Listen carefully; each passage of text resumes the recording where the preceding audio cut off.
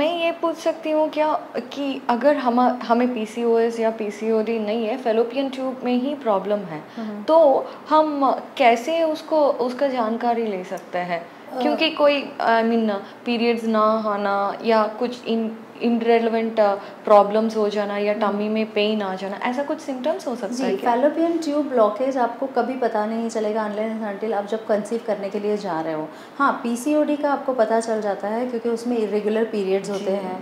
आपके देखा जाएगा कि फीमेल्स को ओबेसिटी का प्रॉब्लम होता है और फेशियल हेयर यानी एक्सेसिव फेशियल हेयर हिर्सुटिज्म जिसे कहते हैं, वो भी आपको पीसीओडी में दिखेगा। फैलोपियन ट्यूब ब्लॉकेज में ऐसी कोई लक्षण नहीं दिखाई देते हैं। इनफैक्ट इट इज़ अनडिटेक्टेबल जब तक आप जाके आपका ट्यूबल पेटेंसी टेस्ट ना करवाओ, जिसे हिस्टेरोसाल्पिंजोग्राम कहते हैं। आप जब वो करवाओगे तो आपको पता चलेगा कि हाँ यानी 1 या 2 फैलोपियन ट्यूब ब्लॉक्ड है। अच्छा, तो कॉमनली हमें डॉक्टर केयर में ये मेल इनफर्टिलिटी का भी देखते हैं? जी, ऐसे मैंने बताया कि 1/3 केसेस में तो मेल का ही रीज़न होता है। तो मेल में पहले मैं बताती हूँ आपको कि क्या रीज़न्स होते हैं इनफर्टिलिटी के। मेल जो है तकरीबन मेल्स में स्पर्म क्वालिटी ठीक नहीं होती है, तो उसके लिए आपको स्पर्म एनालिसिस सजेस्ट करना है अपने पेशेंट को।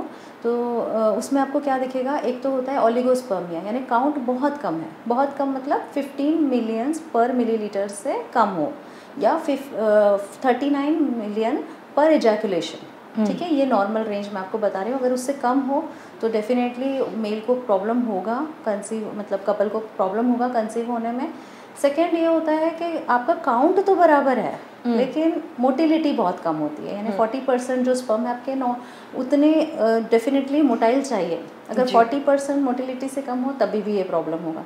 और दूसरे बहुत सारे कारण हैं, जैसे कभी कभी तो एजोस्पर्मिया यानी स्पर्म पाए ही नहीं जाते, यानी मेल आपको दिखने में बिल्कुल हेल्दी दिखेगा, बहुत नॉर्मल आपको लगेगा, लेकिन एक्चुअली में उनके बॉडी में स्पर्म काउंट है ही नहीं। तो वो स्पर्म एनालिसिस करने से ही आपको पता चलेगा। अच्छा, तो पहले वो जी। तो ये लड़कियां हो या लड़के हो, तो ये सब में आजकल ये भी सुनने में आ रहा है कि स्ट्रेस के वजह से भी इनफर्टिलिटी हो सकता है। क्या ये सच है? बिल्कुल सच बात है ये, क्योंकि इमोशनल स्ट्रेसेस की वजह से जो होता है आपके हार्मोनल इम्बैलेंस होते हैं। देखिए, बॉडी में हार्मोन ही है जो सब कुछ रेगुलेट कर रहे हैं।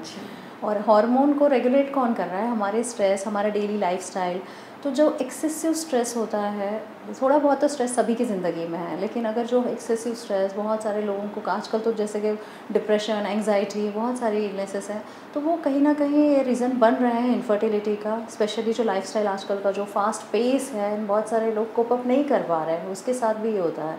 इसीलिए सारे पेशेंट्स को तकरीबन हम लोग हिस्ट्री बहुत इंपॉर्टेंट है। और होम्योपैथी में तो हम लोग बिलखुसूस जैसे ही पेशेंट आता है तो उसकी पूरी हिस्ट्री ली जाती है कि टू फाइंड आउट कुछ स्ट्रेस लेवल भी तो है या नहीं है। क्या मैं ये पूछ सकती हूँ, अगर आपके पास इनफर्टिलिटी के केसेस आते हैं तो, और थायराइड, पीसीओसी, पीसीओडी या स्पर्म काउंट ज़्यादा नहीं रहना, ऐसा कोई भी प्रॉब्लम हो, तो पहले हमें कितना इम्पोर्टेंट है कि ये कॉजेज़ को देखे और उसको ट्रीट करे, उसके बाद इनफर्टिलिटी पे जाए? क्योंकि बहुत सारे कपल्स इनफर्टिलिटी को ही प्रॉब्लम देखते हैं, दूसरे सारे प्रॉब्लम्स को प्रायोरिटी में नहीं रखते हैं। हाँ, यही होता है कि उनके जो भी पेशेंट आते हैं बस आए हैं वी वांट किड, मतलब आप इसी पर ही वर्क करिए।